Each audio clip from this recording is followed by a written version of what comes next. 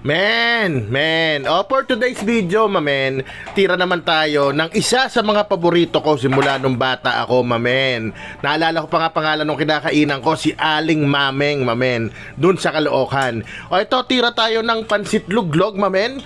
Pero kung ano lang yung nasa rep, yun lang ang gagamitin natin. Di na tayo lalabas, mamen. Umuulan kaya naman paano, mamen. Tirahin na natin. Baka tirahin pa ng iba.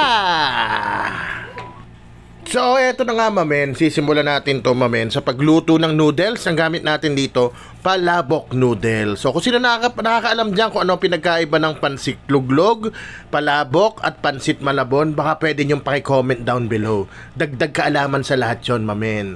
O yun, ang niluto ko, 1/8 lang, mamen, para sa isang serving na pang 3 to 4 persons. Kaya nyan. At doon natin sa kabila lutuin yan. At dito naman sa harap nyo, magigisa ako ng aromatics, mamen, habang hinahalo ko yung pansit palabok doon. Yan, nagisa lang ako ng sibuyas, mamen.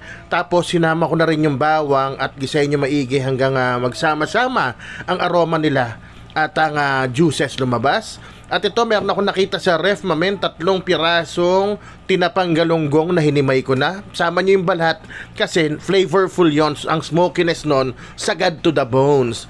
Ayan, tas dito sa pansit na niluluto natin, mamen, dyan na rin tayo kumuha ng pangsabaw, diba? Kasi sobra-sobra naman yan. Para tsaka mainit na rin, mas madali maluto. Ayan, halu-haluin nyo lang at titimplahan na rin natin yan. Isang shrimp cube ang nilagay ko.